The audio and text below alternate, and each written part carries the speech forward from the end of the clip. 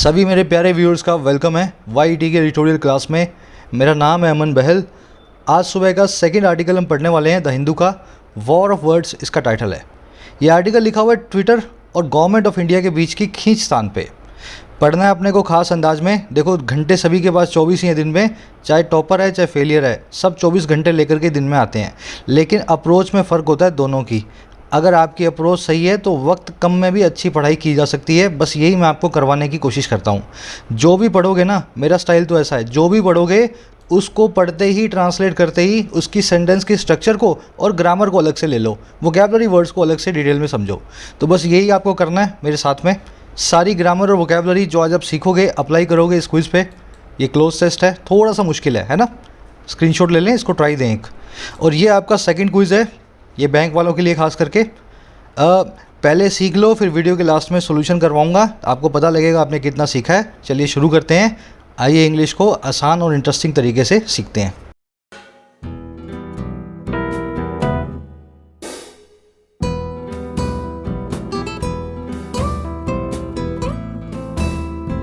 कह रहा war of words.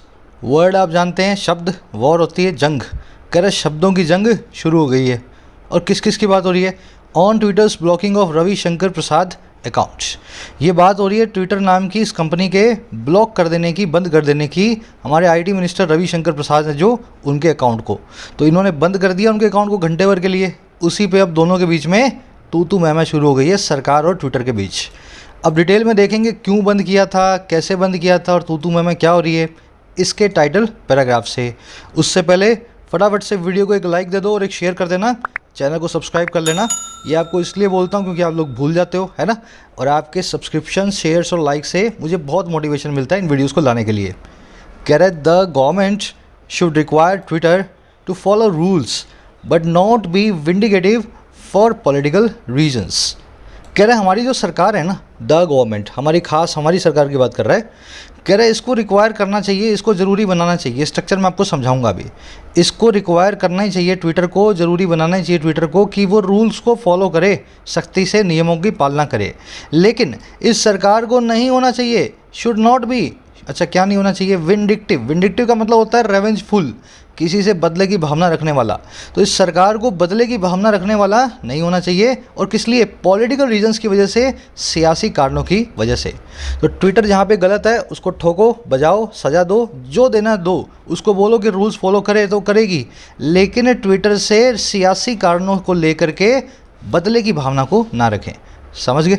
Government की वर्ब है शुड रिक्वायर, और दूसरी वर्ब है बट नाम की कंजंक्शन के बाद शुड नॉट बी। देखो शुड दूसरी बार नहीं लिखा हमने क्योंकि हेल्पिंग वर्ब है। एक ही सेंटेंस में अगर एक ही क्लोज में दो हेल्पिंग वर्ब्स एक ही बार आ रही हो, मतलब एक ही हेल्पिंग वर्ब दो बार आ रही हो, तो पहली बार लिख दो और दूसरी बार उसको ओमिट कर दो। अब इसमें देखने वाली चीज़ है, गवर्नमेंट है ना, गवर्नमेंट ये ब्लू कलर में है और वर्ब है इसकी पिंक कलर में। ऐसा ब्लू और पिंक आपको पूरे आर्टिकल में मिलेगा, इसलिए लगाता हूँ मैं। इससे आपकी अंडरस्टैंडिंग डेवलप होती है। करके देखो आप, हर सेंटेंस का ब्लू और पिंक पकड़ो, आपको सेंटेंस का सर और पाँव पकड़ में आने लगेगा, है ना। ये रिक्वायर की स्ट्रक्चर देखो जनरली आप रिक्वायर को ऐसे यूज़ करते हैं। अगर मैं लेमन टर्म्स में बताऊँ, वी रिक्वायर योर सपोर्ट, हमें आपके सपोर्ट की ज़रूरत है। रिक्वायर का मतलब है रिक्वायरमेंट होना, हमें रिक्वायरमेंट है आपके सपोर्ट की। लेकिन इसकी एक एडवांस स्ट्रक्चर बनती है, we require you to support us. तो ये कौन सी स्ट्रक्चर है? रिक्वायर प्लस में समवन प्लस में डू समथिंग। हमें ऐसी रिक्वायरमेंट है, वी रिक्वायर कि आप हमारा सपोर्ट करें। बात वही है, देखो फ़र्क नहीं है कोई बात में। यहाँ भी वो यही करने वाला था, लेकिन स्ट्रक्चर बदल गई। रिक्वायर नाम की स्ट्रक्चर ऐसे भी काम करती है, require someone to do something. चलिए, विंडिक्टिव होता है बदले की भावना से भरा हुआ, रिवेंजफुल, बहुत ही हेट से भरा हुआ होता है विंडिक्टिव। इसको मैं डिटेल में बताऊंगा। अब वक्त हो गया आज के वोकैबुलरी वर्ड्स का। जो भी आप एडवांस वर्ड्स आज देखोगे इस आर्टिकल में, उनको मैं पहले डिटेल में आपको करवा देता हूँ सेंटेंसेस के साथ, है ना। लेकिन उससे पहले एक छोटी चीज़ ऐड करूँगा। अगर आप किसी ऐसे एग्जाम की प्रिपरेशन कर रहे हो जहाँ पे करंट अफेयर्स का बहुत बड़ा सिलेक्शन में रोल है, जैसे कि बैंक की, UPSC की, स्टेट PSC की, तो मैं आप सभी को सजेस्ट करूँगा एक all in one source for current affairs, careers cloud app. यहाँ पे इनकी एक टीम है एक्सपीरियंस टीचर्स की, जो दिन भर के सारे करंट अफेयर्स को इकट्ठा करके आपको दे देते हैं एक PDF शाम में। हिंदी और इंग्लिश दोनों ही भाषाओं के अंदर ये PDF आपको मिलेगी।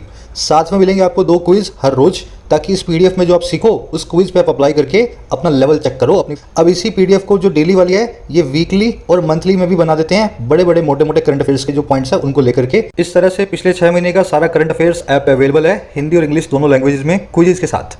इन्होंने टॉपिक वाइज भी अलग किया हुआ है, साइंस के अलग कर दिए, इकोनॉमी अलग कर दिया, बैंकिंग वालों का कैप्सूल ही अलग है, और स्टेट वाइज भी अलग अलग किया हुआ है। अगर आप स्टेट पीएससी की तैयारी कर रहे हैं अपनी स्टेट का भी आप पढ़ सकते हैं। एक और चीज इसमें इंक्लूडेड है, बैंकिंग के डीआई और पजल्स के हाई लेवल सेट्स, ये पीओ और क्लरिकल दोनों के लिए मिलेंगे, प्री और मेंस दोनों एग्जाम्स के लिए। इस कोर्स को आप एक्सेस कर सकते हैं गूगल प्ले स्टोर से, करियर्स क्लाउड ऐप को डाउनलोड करें, ओपन करें और ऑल कोर्सेज में जाकर के करंट अफेयर्स का जो कोर्स है इसको चेकआउट करें।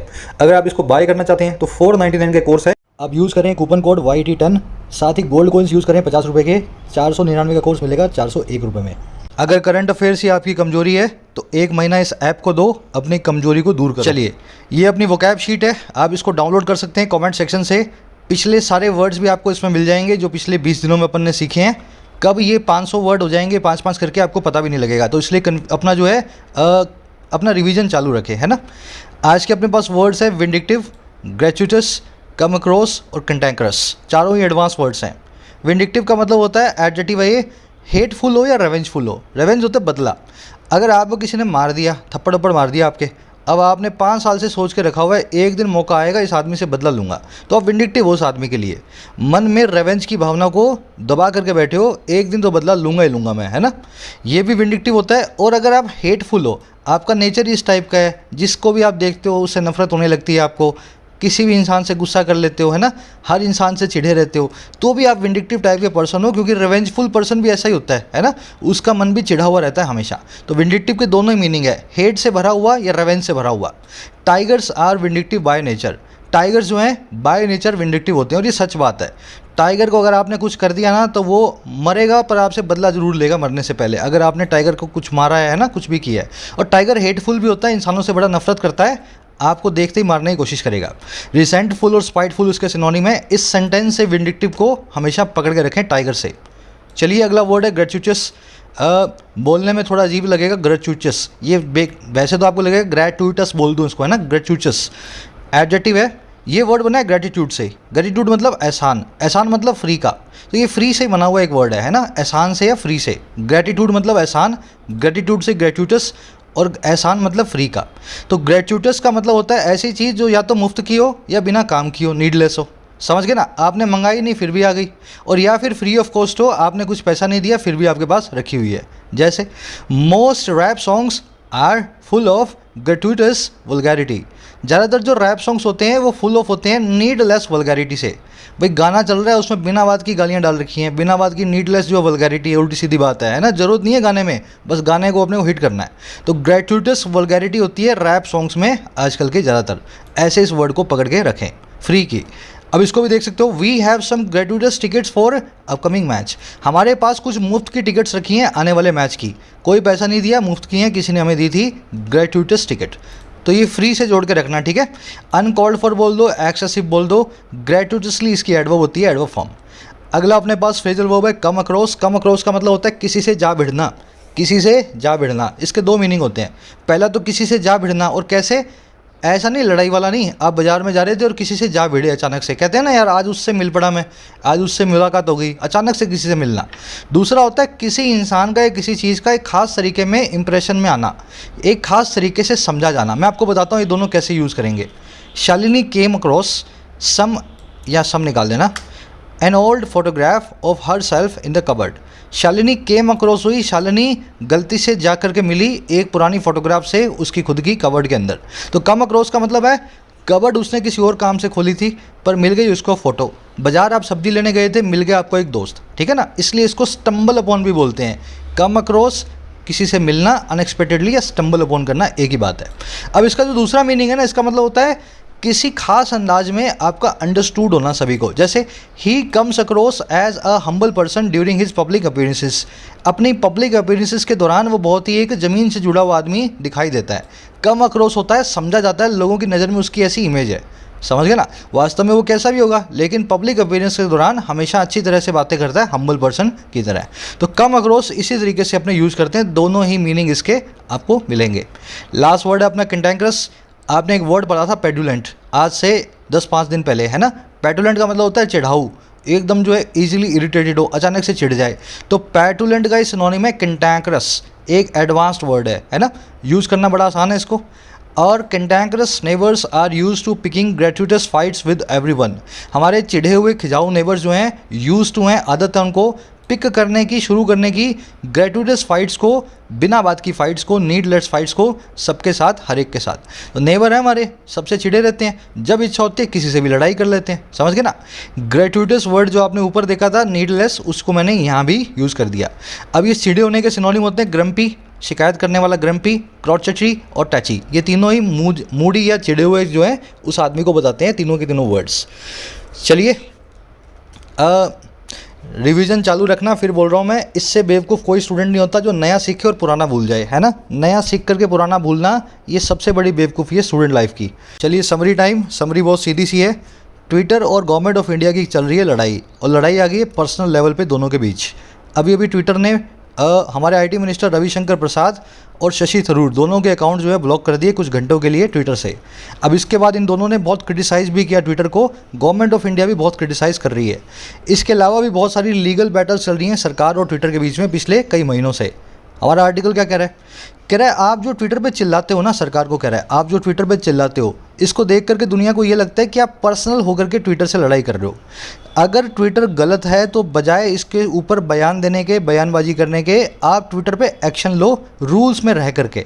कोई पॉलिटिकल रीजन से ट्विटर को प्रोसिक्यूट मत करो, जो सही है उसी तरीके से करो, नेक भावना के साथ। अगर ट्विटर गलत है तो इसको रूल्स और कानून के जरिए सबक सिखाओ, फालतू की बकवास करके, बयानबाजी करके अपनी जो है इमेज को इंटरनेशनली ख़राब मत करो। समझ गए, बस आज की यही समरी है, जो करना है करो, रूल्स में रह करके करना है ना। आज की टोन है एथिकल, एथिक्स की बात कर रहा है, और ये बात सही भी है। अगर ट्विटर गलत है तो गलत है रूल्स के हिसाब से, और अगर ट्विटर सही है तो आपके कितने भी पॉलिटिकल रीजन्स हों, ट्विटर सही है ना। रूल्स को फॉलो करना है, एथिक्स को फॉलो करना है, मॉरल्स को फॉलो करना है। आज का डिस्क्रिप्टिव क्वेश्चन मैं आपको दिखा देता हूँ, 3 सेंटेंसेज में आपको आंसर करना है, जो समरी मैंने बताई है उसी से रिलेटेड है। क्वेश्चन ये है कि इंडिया से ट्विटर को बैन करना, क्या वो इंडिया और इंडिया की इंटरनेशनल इमेज के लिए अच्छा होगा या नहीं। अच्छा, आपको रिप्लाई करना है इस फैक्ट को कंसीडर करते हुए कि अगर ट्विटर पे बैन लगा तो इंडिया और चाइना एक ही कैटेगरी में आ जाएंगे। वो चाइना जिसकी रेपुटेशन है दुनिया भर में फ्री स्पीच को बैन करने की, फ्री स्पीच को जो है उसको नकेल कसने की। तो इस चीज़ को, इस फैक्ट को कंसीडर करते हुए आपको आंसर करना है, बैन करना या ना करना कितना अच्छा है, बेहतर है भारत के लिए। 3 सेंटेंस में आंसर करें, रोज़ लिखोगे 3-3 सेंटेंस, महीने बाद वो 100 सेंटेंस हो जाते हैं। यही राइटिंग स्किल की प्रैक्टिस होती है ना। सबके आंसर पढ़ा करो, मेरा आंसर भी आपको मिलेगा फर्स्ट कमेंट में, इसी वीडियो के पहले कमेंट में पिन करूँगा मैं भी अपना जो डिस्क्रिप्टिव का आंसर लिख करके, है ना। पढ़ो, लिखो और रोज़ प्रैक्टिस करो। चलिए शुरू कर लें। कह रहा IT minister Ravishankar Prasad censure of Twitter after it temporarily blocked his account upon receiving a notice for copyright violation last week is valid but only to an extent। कह रहा IT मिनिस्टर रविशंकर प्रसाद जी हैं जो इनका सेंसर है। Sensor का मतलब होता है क्रिटिसिज्म, हैवी क्रिटिसिज्म, बहुत कड़ी आलोचना। कह रहे प्रसाद साहब की जो आलोचना है, अच्छा किसकी आलोचना, ऑफ लगा के बता रहा है ट्विटर की। अच्छा कब हुआ है काम, आफ्टर लगा के बताएगा। कह रहे बाद में, आफ्टर, जब इस ट्विटर ने, इट ने टेम्परेली ब्लॉक कर दिया इनके अकाउंट को, हिज के अकाउंट को, प्रसाद जी के अकाउंट को। और क्यों किया ब्लॉक, इस चीज़ पे रपॉन रिसीव करने पे एक नोटिस को कॉपीराइट वायलेशन का पिछले ही हफ्ते, लास्ट वीक। कह रहे ये जो सेंसर है इन साहब का, ये वैलिड है, ये बिल्कुल ठीक है। कह रहे बट लेकिन ओनली टू एन एक्सटेंट, महज जो है सिर्फ एक सीमा तक, एक एक्सटेंट तक। तो ये ठीक भी है लेकिन ज़रूरत से ज़्यादा भी है। वो आगे बताएगा आपको कैसे सीमाएँ पार हो गई, समझ गए। सेंसर की वर्ब है इज, इट की वर्ब है ब्लॉक्ड। सेंसर का मतलब होता है सीवियर क्रिटिसिज्म, कंडेमनेशन, कड़ी आलोचना। सब्जेक्ट वो आपने पकड़ लिए, सेंटेंस आपका अब जो है आपको समझ में आ गया होगा। इस सेंटेंस में देखने वाली चीज़ें मैं आपको बता देता हूँ। प्राइवेट कंपनीज के आगे कभी द ना लगाएं। ऐसी कंपनियां जो कमर्शियल बिजनेस करती हैं उनके आगे द को नहीं लगाया जाता है। सरकारी जो है ऑर्गेनाइजेशंस, RBI है, IRD है, UN है, उन सब के आगे आप द को यूज़ करें, ठीक है। तो द ट्विटर हमने नहीं लिखा है। अगर किसी मिनिस्टर का पोस्ट और उसका नाम दोनों साथ में आ जाए, किसी भी बड़े आदमी का, तो भी आपने जो है द को रिमूव कर देते हैं। अगर रविशंकर प्रसाद यहाँ पे ना लिखा होता तो मैं लिखता the IT minister of India, समझ गए ना, the IT minister of India. अब जैसे ही इनका नाम आ गया है, IT मिनिस्टर के आगे से द को निकाल दिया गया है। बढ़े आगे। कह रहा mister Prasad was right in calling out Twitter as it did over a series of tweets for not giving him prior notice of the blocking as required by India's IT Act rules। कह रहे mister प्रसाद जो थे वो बिल्कुल सही थे call out करने में, ललकारने में, पुकारने में, चैलेंज करने में। किसको भाई? ट्विटर को। तो कह रहे सही इन्होंने जो है ट्विटर को जो है ललकारा, जो है इनको चैलेंज किया। कह रहे जैसा कि इन्होंने किया भी एज ही डिड, और कब? एक सीरीज़ ऑफ ट्वीट्स के दौरान। ओवर का मतलब है ड्यूरिंग, है ना, कई सारी जो है ट्वीट्स की एक सीरीज़ की श्रृंखला के दौरान। अच्छा कैसे किया, क्यों किया? कह रहे किस लिए किया? इसलिए for not giving him prior notice, नहीं देने के लिए उसको पहले सूचना, प्रायर नोटिस। और किसकी? इस ब्लॉकिंग की, जैसा कि रिक्वायर्ड भी है, जिसकी भी ज़रूरत भी है इंडिया के आईटी एक्ट रूल के हिसाब से। तो इंडिया के आईटी एक्ट रूल्स यही कहते हैं किसी का अकाउंट अगर आप सस्पेंड करो तो आप उसको पहले प्रायर जो है उसको नोटिस दोगे, उसकी गलती बताओगे। ऐसा इनके साथ ट्विटर ने किया नहीं, तो इन्होंने इनको बहुत जो है ट्विटर को ललकारा, कॉल आउट किया, ट्विटर की बहुत सारी बुराई की। समझ गए? प्रसाद साहब की वर्ब है वॉज, ही की वर्ब है डिड। कॉल आउट देख लेना, किसी को चैलेंज करने को बोलते हैं, ललकारने को बोलते हैं। कॉल से बनने वाली बाकी फ्रेजल वर्ब मैंने कई बार आपको करवाई हैं, सब याद होनी चाहिए। कॉल अप करने का मतलब होता है किसी को फ़ोन करना, खास करके किसी प्रोफेशनल को। घर पे जो है टीवी ख़राब हो गया तो मैकेनिक को बुला रहे हो, पाइप ख़राब हो गई तो प्लम्बर को बुला रहे हो, है ना, कॉल अप कर रहे हो। समझ गए ना? प्रोफेशनल सर्विस के लिए किसी को कॉल करना। कॉल ऐट का मतलब होता है ब्रीफ समय के लिए अपनी जर्नी में रुकना। जैसे कोई गाड़ी है किसी स्टेशन पर 2 second, 10 second, 20 second, 1 minute, 2 minute के लिए रुकी तो वो कॉल ऐट करके गई है उस स्टेशन पर, है ना। कॉल फॉर भी डिमांड होता है, कॉल अपॉन भी डिमांड होता है। कॉल फॉर में इनएनिमेट ऑब्जेक्ट्स की डिमांड होती है, कॉल अपॉन में एनिमेटेड ऑब्जेक्ट्स की डिमांड होती है ना। किसी इंसान की डिमांड कर रहे हो तो कॉल अपॉन, किसी चीज़ की डिमांड कर रहे हो तो कॉल फॉर। चलिए अब आपसे एक सवाल है यहाँ पे छोटा सा, सब लोगों को पता होना चाहिए जो रेगुलरली फॉलो कर रहे हैं वीडियोस को। एज और लाइक एक दूसरे के सिनोनिम है, एज और लाइक एक दूसरे के सिनोनिम है ना। डिक्शनरी में टाइप करोगे एज और लाइक एक दूसरे के पर्यायवाची हैं, फिर भी यहाँ पे एज लगाना जरूरी है। लाइक लगाओगे तो सेंटेंस गलत हो जाएगा। आपको जवाब देना ये लाइक लगने पे कौन सा ऐसा रूल आ गया जिसकी वजह से ये सेंटेंस गलत हो जाता, क्यों यहाँ पे एज लगाना ही ज़रूरी था लाइक की जगह। बढ़े आगे, ये रोज़ आप फॉलो करोगे ना तभी आपको छोटी छोटी पहेलियाँ जो पूछता हूँ पता लगेंगी, है ना। सब चीज़ें रोज़ मैं नहीं बता सकता हूँ, इसलिए कुछ चीज़ें आपसे पूछ लेता हूँ। कह the blocking was triggered because Twitter had reportedly received a notice for violations under Digital Millennium Copyright Act या DMCA filed by International Federation of Phonographic Industry. The content in question being the A.R. Rahman song माँ तुझे सलाम। कह रहा है ये जो blocking है ट्रिगर हुई थी, ये ब्लॉकिंग जो है शुरू हुई थी। ट्रिगर करना मतलब किसी चीज़ को उकसाना, तो ब्लॉक करने का काम जो है उकसाया गया था। बिकॉज किस लिए? क्योंकि ये ट्विटर ने रिपोर्टेडली कथित तौर पे रिसीव किया था एक नोटिस को वायलेशंस का, उल्लंघन का, इस एक्ट के नीचे, है ना, DMCA एक्ट के नीचे। और इसको किसने, वायलेशन को किसने जो है फाइल किया था, इस जो है रिपोर्ट को, इसको फाइल किया गया था इस ऑर्गेनाइजेशन के द्वारा, international federation of phonographic industry. कह रहा है इसलिए इस ब्लॉकिंग को जो ट्रिगर किया, इसलिए ट्विटर ने इनका अकाउंट जो है ब्लॉक किया। अब आगे कह रहा है जो कंटेंट इन क्वेश्चन था वो था बीइंग A.R. रहमान का सॉन्ग माँ तुझे सलाम।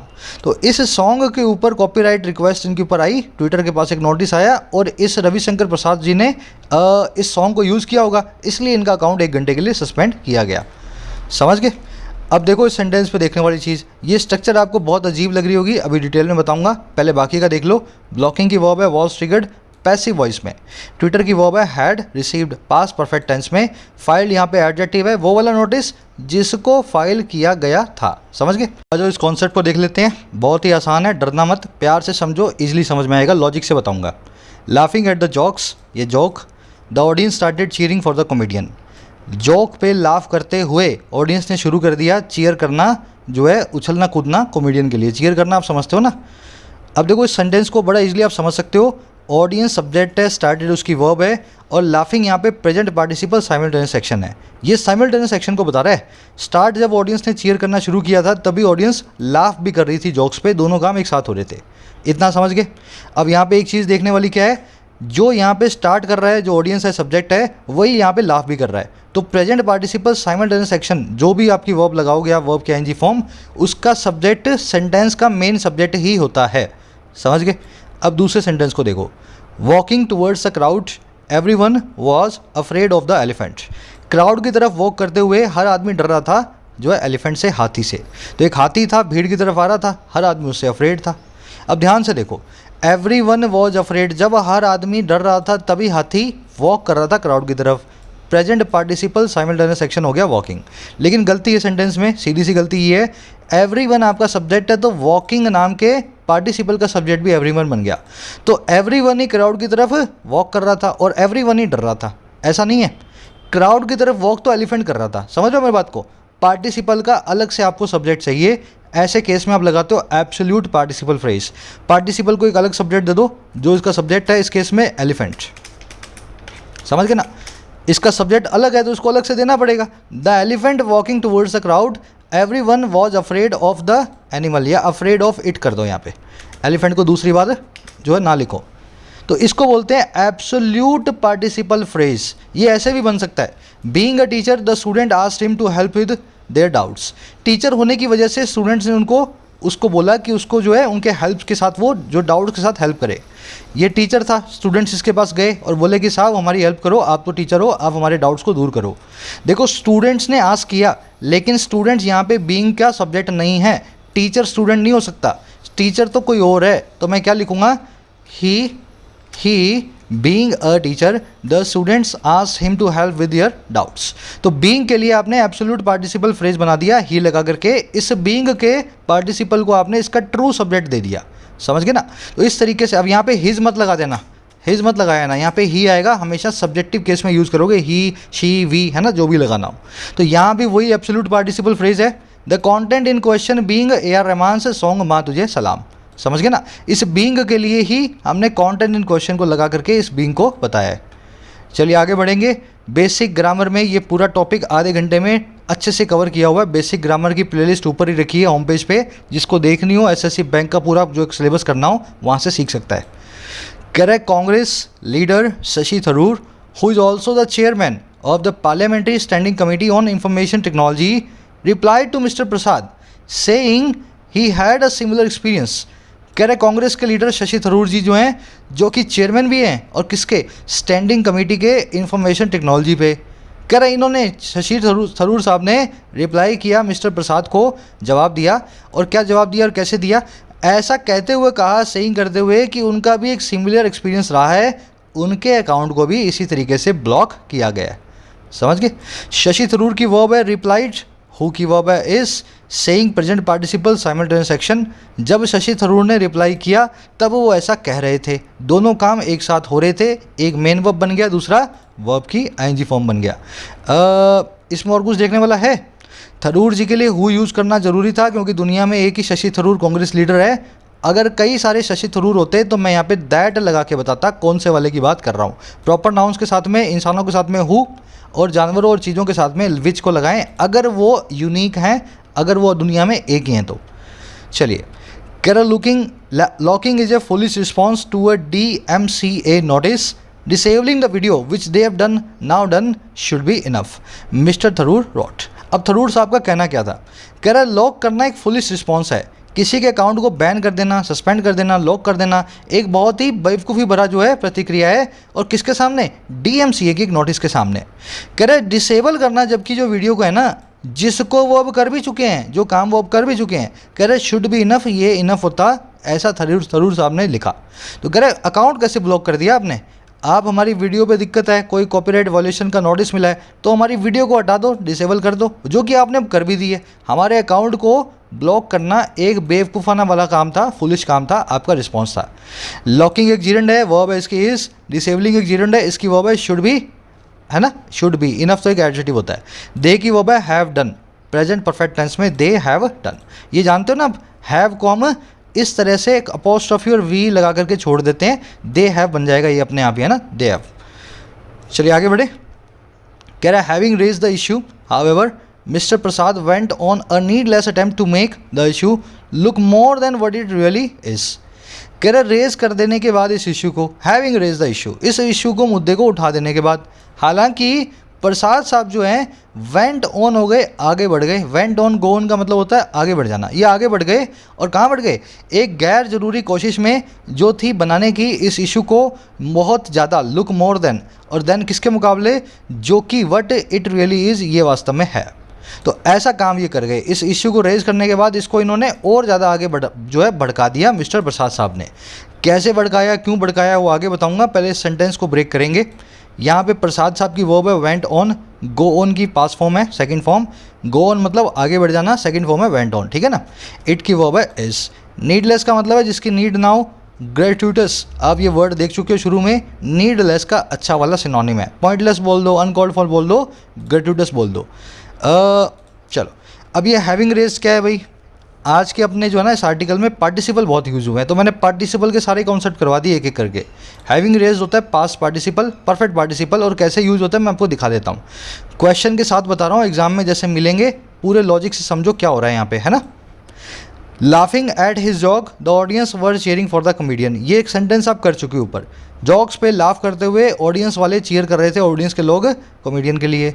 अब यहाँ मुझे बताओ, ऑडियंस जब चीयर कर रही थी तब वो जॉक्स पे लाफ भी कर रही थी, दोनों काम एक साथ हो सकते हैं ना? बिल्कुल आसानी से हो सकते हैं, क्यों नहीं हो सकते।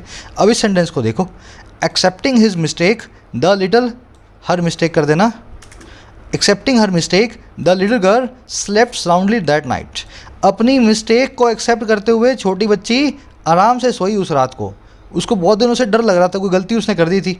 उसने क्या किया, एक दिन अपनी मम्मी को, अपने पापा को सारी मिस्टेक बता दी, भाई मैंने ये काम किया है, और फिर वो छोटी सी बच्ची जो है रात को टेंशन फ्री होकर के सोई। ये सेंटेंस टेक्निकली गलत है। आप बोलोगे सर यहाँ भी तो वही हुआ था, यहाँ भी वही हो रहा है, गलती क्या है इसमें? गलती ये है, बच्ची जब सो रही थी उस वक्त वो इस सेंटेंस के हिसाब से मिस्टेक को एक्सेप्ट कर रही थी। पहले वो सोई, सोने के बाद जब 10-5 मिनट बीत गए तब उसने मिस्टेक को एक्सेप्ट करना शुरू किया सपनों में। अरे उसने पहले मिस्टेक को एक्सेप्ट किया, उसके बाद में वो सोई। यहाँ पे साइमल्टेनियस एक्शन हो ही नहीं सकता। जैसे यहाँ पे हंसना और चीयर करना हो रहा था, यहाँ पे सोना और मिस्टेक को एक्सेप्ट करना एक साथ नहीं हो सकता। अब इसका इलाज क्या है? ये पहले वाला जो एक्शन है ना, इसको आपको टाइम में पहले दिखाना है। पहले मिस्टेक को एक्सेप्ट किया गया, इसी को बोलते हैं परफेक्ट पार्टिसिपल। ये है प्रेजेंट पार्टिसिपल जो साइमल्टेनियस एक्शन को दिखाए। हम इसकी जगह लगाएंगे परफेक्ट पार्टिसिपल जो कि पहले वाले एक्शन को दिखाए। उसका इलाज क्या है? देखो, परफेक्ट पार्टिसिपल के शुरू में आएगा हैविंग, क्योंकि परफेक्ट टेंस में भी हैव आता है, और पार्टिसिपल में हैव के आईएनजी फॉर्म इसलिए लगाना जरूरी है क्योंकि पार्टिसिपल तो आईएनजी फॉर्म से ही बनता है। भाई पार्टिसिपल तो आईएनजी फॉर्म से बनता है, और परफेक्ट पार्टिसिपल बनाना है तो हैव लगाना पड़ेगा, तो हैव का ही हैविंग लिख देता हूँ मैं। अच्छा, इसके बाद में एक्सेप्टिंग है ना, इसकी थर्ड फॉर्म लगा दो, क्योंकि हैव अपने बाद में वर्ब कौन सी फॉर्म में आए, हमेशा थर्ड फॉर्म में लेगा, कैसी भी वर्ब हो। तो having accepted her mistake the little girl slept soundly that night. समझ गए? वैसे ही रविशंकर प्रसाद ने इशू को रेज कर दिया, उसके बाद ये वेंट ऑन कर गए, आगे बढ़ गए, नीड लेस अटेम्प्ट में इस मामले को बढ़ा दिया। अब इसको थोड़ा सा एडवांस्ड और लेकर के जा रहा हूँ, ईजी है इसीलिए एक साथ में बता रहा हूँ, है ना। Destroying in the cyclone houses are being rebuilt by the villagers. Cyclone में डिस्ट्रॉय होने के बाद, चक्रवात में नष्ट होने के बाद घरों को रीबिल्ड किया जा रहा है विलेजर्स के द्वारा। देखो, जब चक्रवात आ रहा होगा तब घरों को नहीं बनाया जाएगा, पहले चक्रवात घरों को डिस्ट्रॉय करेगा, फिर घरों को रीबिल्ड किया जाएगा। तो यहाँ पे भी परफेक्ट पार्टिसिपल चाहिए आपको। आपने बताया सर हैविंग लगाओ, तो हैविंग मैं लगा देता हूँ, है ना, और पीछे डिस्ट्रॉयड लगाना है तो ये भी लगा देता हूँ मैं, बन गया परफेक्ट पार्टिसिपल। लेकिन ये सेंटेंस गलत है। अब देखो कैसे। लिटिल गर्ल ने एक्सेप्ट किया था अपनी मिस्टेक को, ऑडियंस ने जोक पे लाफ किया था, लेकिन हाउसेज ने किसी को डिस्ट्रॉय नहीं किया, हाउसेज खुद डिस्ट्रॉय हुए हैं। परफेक्ट पार्टिसिपल तो आएगा लेकिन पैसिव वॉइस में, क्योंकि हाउसेज के ऊपर काम हुआ है। लिटिल गर्ल की तरह हाउसेज ने किसी काम का, एक्शन का डूअर नहीं बने। यहाँ पे एक्शन के रिसीवर हैं, तो आप क्या करो, हैविंग डिस्ट्रॉयड के बीच में चुपचाप बिन लगा दो। Having been destroyed in the cyclone houses are being rebuilt by the villagers. Cyclone में डिस्ट्रॉय होने के बाद घरों को रिबिल्ड किया जा रहा है। समझ गए ना। तो परफेक्ट पार्टिसिपल भी पैसिव में होता है, हर पार्टिसिपल की पैसिव फॉर्म भी होती है। हमेशा चेक किया करो सेंटेंस का सब्जेक्ट जो है पार्टिसिपल का डूअर या रिसीवर दोनों में से क्या है। चलिए आगे बढ़ेंगे। कह रहा one of his tweets in this regard was this: it is apparent that my statements calling out high-handedness and arbitrary actions of Twitter, particularly sharing the clips of my interviews to TV channels and its powerful impact, have clearly ruffled its feathers. अब देखो रविशंकर प्रसाद जी ने कितना आगे बढ़ गए, क्या बोले वो। कह रहा है ये उनकी ट्वीट थी इसी रिगार्ड में, इसी बात में, was this, वो ये थी, one of his tweets। कह रहा है ये बड़ा अपरेंट है, ये बड़ा साफ़ है, ये इनकी ट्वीट है, ये बड़ी चीज़ साफ़ है दैट कि ये मेरी स्टेटमेंट्स जो कि कॉल आउट करती हैं, ललकारती हैं ट्विटर की हाई हैंडेडनेस को, ट्विटर की अकड़ को और आर्बिट्रेरी एक्शंस को, ऐसे एक्शंस जो तानाशाही हैं, है ना, अपने हिसाब से लिए हुए बिना रूल्स में भी जो है रूल्स को लगाए। कह रहा है ये बिल्कुल साफ है मेरी स्टेटमेंट्स जो ट्विटर के इन दोनों चीज़ों को ललकारती हैं, और कह रहा है खास करके शेयर करना क्लिप्स को, मेरे इंटरव्यूज़ की टीवी चैनल्स और इसके पावरफुल इम्पैक्ट, है ना, जो मैंने इसके खिलाफ बयान दिए, टीवी चैनलों को मेरी क्लिप्स भेजी और उसका इम्पैक्ट ट्विटर पे पड़ा। कह रहा है ये बड़ी चीज़ साफ़ है कि मेरी स्टेटमेंट्स और ये सब चीज़ें, कह रहा है इन्होंने क्लियरली साफ साफ रफल कर दिया है ट्विटर के फैदर्स को। रफल फैदर का मतलब होता है किसी को चिढ़ाना, इन्होंने ट्विटर को चिढ़ा दिया है। तो ऐसी बयानबाजी हो रही है आईटी मिनिस्टर के द्वारा ट्विटर के लिए कि मैं ट्विटर की बुराई करता हूँ इसलिए ट्विटर ने मेरा अकाउंट ब्लॉक किया, ऐसा हमारा आईटी मिनिस्टर साहब जो है बोल रहे हैं। समझ गए? ये बना था आपका सेंटेंस। सब्जेक्ट वर्ब पकड़ लेना, बहुत सिंपल है, कहने की जरूरत ना पड़े। इट की वर्ब है इज, स्टेटमेंट्स की वर्ब है हैव क्लियरली जो है रफल्ड। रफल फैदर समझ लेना, रफल फैदर होता है किसी के अनॉय करना, किसी को चिढ़ा देना, किसी को खिजा देना, है ना, रफल करना फैदर्स को। हाई हैंडेडनेस इस वर्ड का मतलब होता है आपकी अकड़ूपना। इसको वैनिटी बोल दो, यूब्रिस बोल दो, एरोगेंस बोल दो, अकड़ बोल दो, प्राउड बोल दो। ध्यान रखना इसको अंडर हैंडेडनेस से मत कन्फ्यूज़ कर लेना। अंडर हैंडेडनेस क्या होता है? आपकी चालाकी, आपकी धोखेबाजी। जब टेबल के नीचे अंडर हैंड करके आप कोई काम करते हो, है ना, किसी को धोखा देते हो, वो होती है आपकी अंडर हैंडेडनेस। उसका आपकी अकड़ से कोई कनेक्शन नहीं है, टोटली डिफरेंट वर्ड है। चलो आगे बढ़े। आर्बिट्रेरी होता है मनमाना, डिक्टेटोरियल बोल दो, विम्सिकल बोल दो, इम्पल्सिव बोल दो, जो कि तानाशाही भरा हो, जिसके पीछे कोई रूल ना हो, मनमाना हो। It is quite likely that this is just a case of a global platform struggling to adhere to the laws of multiple jurisdictions where it has substantial interest। अब ये ट्विटर की थोड़ा सा बचाव कर रहा है, कह रहा है ये क्वाइट लाइकली है, ये बड़ी संभावित बात है, ये चीज़ लाइकली है दैट वो ये की दिस इज, ये है जस्ट अ केस, महज एक केस। और किस चीज़ का? ऑफ लगा के बता रहा है, एक ग्लोबल प्लेटफॉर्म का, एक वैश्विक प्लेटफॉर्म का जो स्ट्रगल कर रहा है किससे भाई? अडर टू करने में, कंप्लाई विद करने में, अवॉइड बाय करने में, सख्ती से फॉलो करने में, लॉज को, कानूनों को, अलग अलग अधिकार क्षेत्रों के, जुरिस्डिक्शंस के, और वो जुरिस्डिक्शन जहाँ पे इसके बड़े बड़े इंटरेस्ट हैं, सब्सटेंशियल इंटरेस्ट है। तो कह रहे हैं ये भी तो केस हो सकता है ना, ट्विटर अलग अलग देशों के कानूनों के बीच में फंस गया है, कंप्लेन आती है यूके से, अकाउंट ब्लॉक करना पड़ता है इंडिया के आईटी मिनिस्टर का, और कोर्ट में केस लग जाता है इंडिया की, है ना। तो इस तरह का काम भी ट्विटर के साथ हो सकता है कि ट्विटर जो है ग्लोबल प्लेटफॉर्म स्ट्रगल कर रहा हो अलग अलग रूल्स को फॉलो करने में। समझे? इट की वर्ब है इज, दिस की वर्ब है इज, इट की वर्ब है has. Adhere to, comply by, comply with और अबाइड बाय, या टो द लाइन एक ही बात है, लेकिन ये टू विद बाय को कंफ्यूज मत करना। अडर के साथ में टू आएगा तो टू ही आएगा, बाय मत लगाया ना, है ना। ये सब के सब फिक्स्ड हैं अपने अपनी वर्ब्स के साथ में। जुरिस्डिक्शन होता है अधिकार क्षेत्र, एरिया ऑफ अथॉरिटी। चलिए आगे बढ़ते हैं। कह रहा mister Tharoor's point in this regard needs highlighting. Tharoor साहब का जो पॉइंट है इस रिगार्ड में हाईलाइट की ज़रूरत है, उसको सबके सामने लाने की ज़रूरत है। पॉइंट की वर्ब है नीड्स। अब वो पॉइंट बताएगा क्या पॉइंट है उनका। कह रहा he tweeted but getting a notice from UK based organisation citing at the Twitter's role as a service provider under a US law points to the challenges of at Twitter India's operations in India. समझो इस sentence को। शशि थरूर ने ये लिखा, ये वही बंदा है जिसका अकाउंट ट्विटर ने ब्लॉक किया, याद रखना। इसने ट्वीट ये किया शशि थरूर जी ने कि गेट करना एक नोटिस को यूके की एक ऑर्गेनाइजेशन से। अच्छा, कौन सी ऑर्गेनाइजेशन है, कैसे गेट किया? साइड करते हुए ट्विटर के रोल को एक सर्विस प्रोवाइडर के तौर पे यूएस के लॉ के अंदर यूके की ऑर्गेनाइजेशन ने ट्विटर को नोटिस भेजा कि आप अमेरिका की ऑर्गेनाइजेशन हो, आपका ये वाला लॉ जो है ऑफेंड हो रहा है ना। कह रहे ये जो काम है ना ऐसा नोटिस पाने का, ये पॉइंट टू करता है, ये इशारा करता है उन चुनौतियों की तरफ जो ट्विटर के इंडिया के ऑपरेशंस इंडिया में रखते हैं। समझे मेरी बात को? यूके की ऑर्गेनाइजेशन ने अमेरिका के लॉ का हवाला देते हुए इंडिया के मिनिस्टर का एक अकाउंट जो है ब्लॉक करवाया। तो कह रहे ट्विटर बीच में बलि का बकरा भी तो हो सकता है ना। किस किस कंट्री के अंदर कौन सा कानून कैसे फॉलो करे और लोगों को नाराज़ ना करे, ये हो सकता है इंडिया ट्विटर ऑपरेशंस के सामने एक चैलेंज रहा हो। अब आपको मैं सेंटेंस समझाता हूँ, लगा कैसे हुआ, बना कैसे हुआ। पहले ऐड समझ लो। ये ऐट ट्विटर का मतलब है ट्विटर का इंटरनेशनल हैंडल।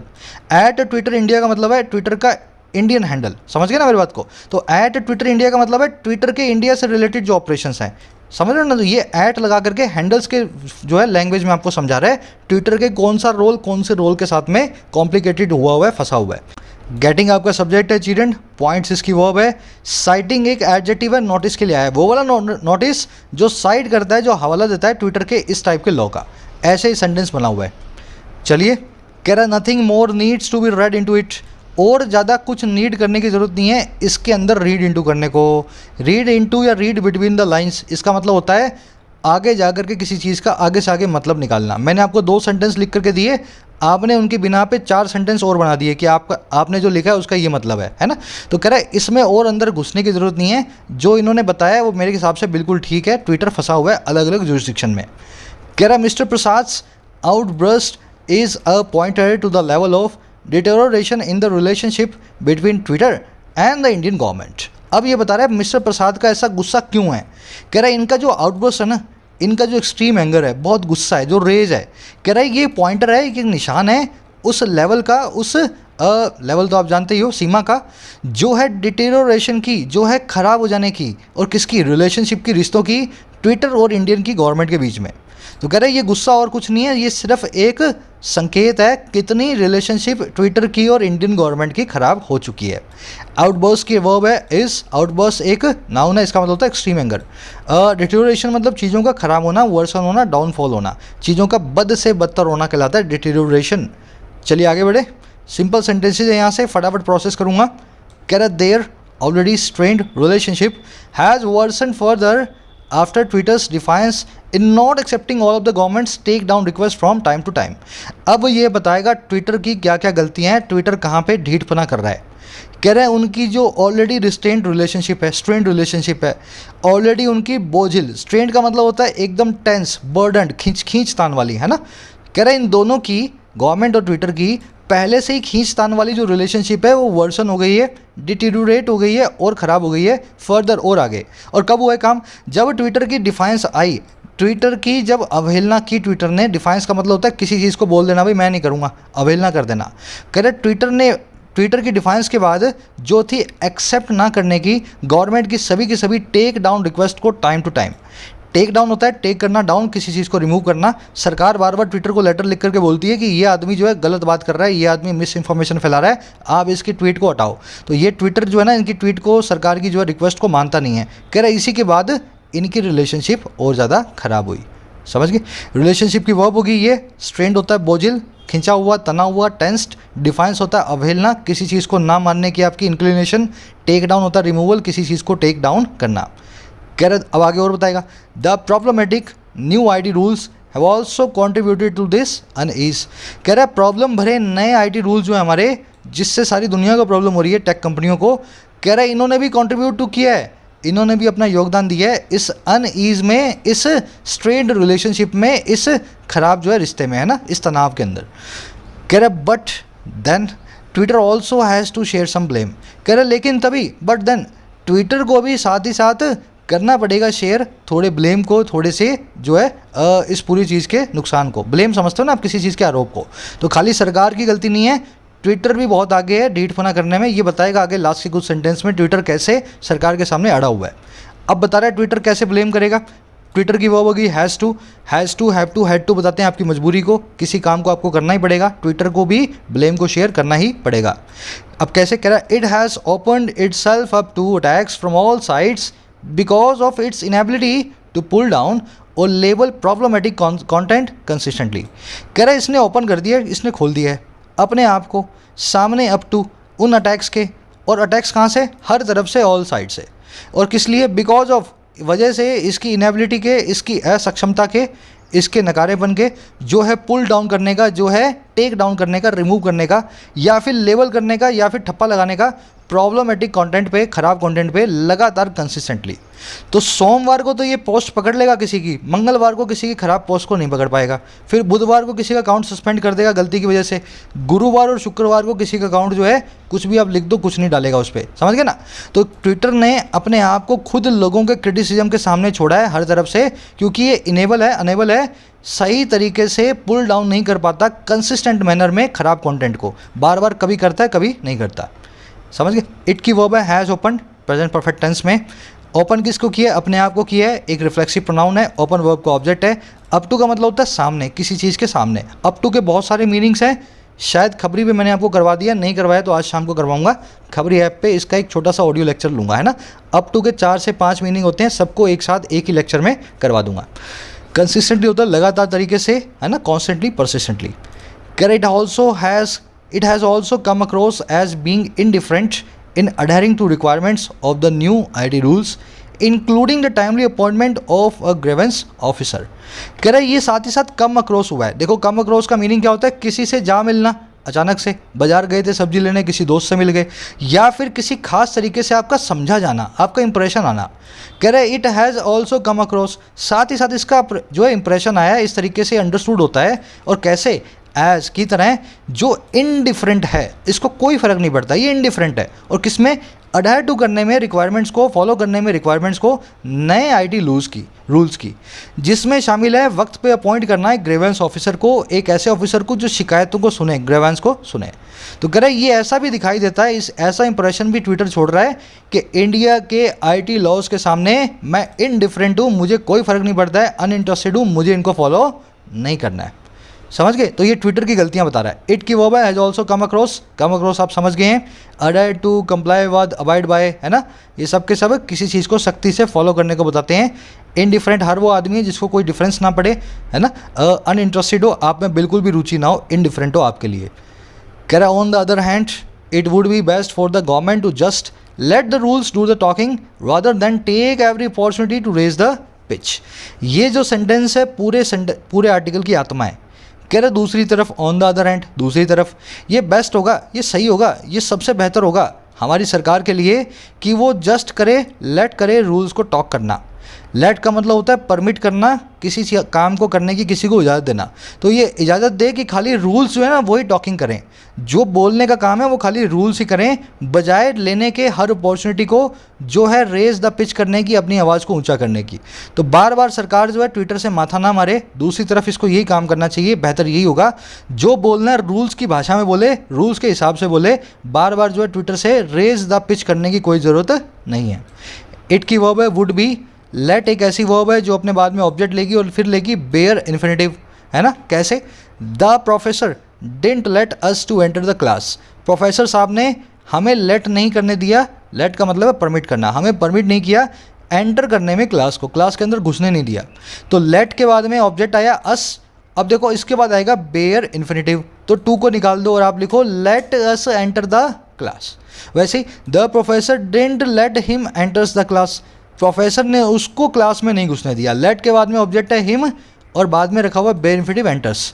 अब कुछ लोगों के दिमाग में ये होता है सर बेयर इन्फिनेटिव तो वर्ब की फर्स्ट फॉर्म है ना, तो हिम के हिसाब से एंटर्स लगा देता हूँ, लेकिन ध्यान रखना बेयर इन्फिनेटिव वो होता है जिसके पीछे एस ना हो।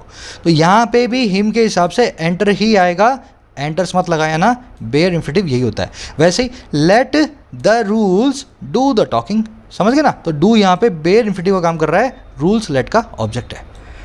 चलिए आगे बढ़ेंगे, लास्ट सेंटेंस अपना, this only makes it look inefficient and cantankerous. कह रहा है ये जो ऊपर का काम है ना, बार बार चिल्लाना, कह रहा है ये महज मेक करता है इट को, सरकार को, कि वो लुक करे, वो दिखाई दे, एक तो अकुशल इनएफिशिएंट और एक चिड़ी हुई खिजाऊ कैंटेंकरस। भाई ये इंडिया की सरकार है, इनकी तो एक ट्वीट ब्लॉक कर दो और ये चिल्लाते हैं पूरी दुनिया में, है ना, ऐसी इमेज हमारी दुनिया में बन रही है।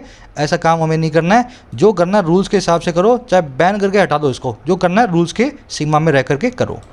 दिस की वर्ब है मेक्स इनएफिशिएंट, आप जानते हैं जो एफिशिएंट ना हो, जो अकुशल हो। चलिए फटाफट से बढ़ेंगे अपने क्विज की तरफ। थोड़ा सा आर्टिकल कॉम्प्लिकेटेड था, बीच में शुरू का और लास्ट का बड़ा सिंपल था।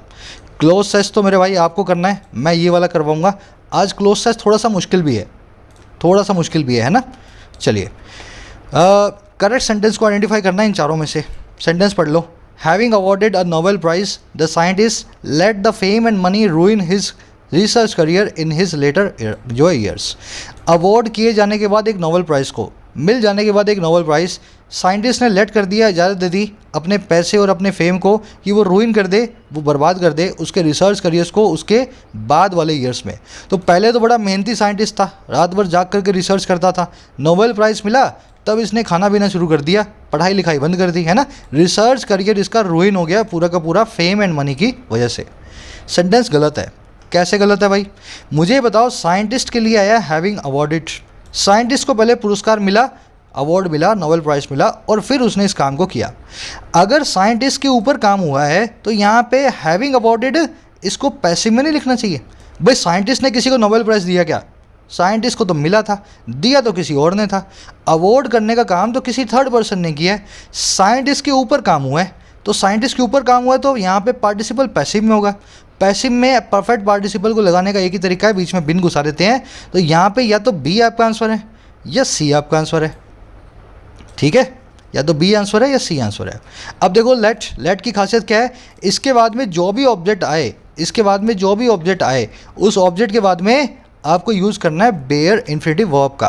तो बेयर इन्फिनिटिव होता है रूइन, ना कि टू रूइन। इस टू की वजह से ये सेंटेंस गलत है, बी आपका आंसर बनेगा, सी भी जो है करेक्ट चॉइस नहीं है।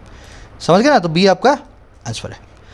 चलिए आपका मैं क्लोजेस्ट दिखा रहा हूँ आपको, थोड़ा मुश्किल है लेकिन इतना मुश्किल नहीं है। ये सारे वर्ड आपने सीख लिए, अंडर हैंडेड है ना, upper handed, under handed, over handed क्या होता है, इस आपने सब जो है सब देख चुके हो। ह्यूब्रिस क्या होता है, एरोगेंस क्या होता है, call out, call at, come across, phrasal verb भी मैंने आपको बता दी। ये पार्टिसिपल फ्रेज है, परफेक्ट पार्टिसिपल लगाना है, कौन सा लगाना है, पैसिव में लगाना है, एक्टिव में लगाना है, ये भी आप सीख चुके हो। एक बार खुद से कोशिश करो, है ना।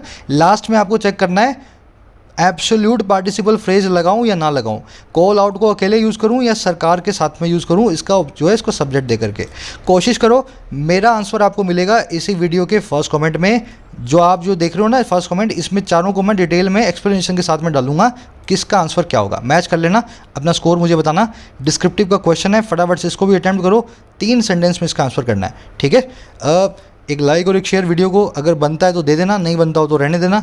मुलाकात होगी अगली वीडियो में, अंटिल देन साइनिंग आउट।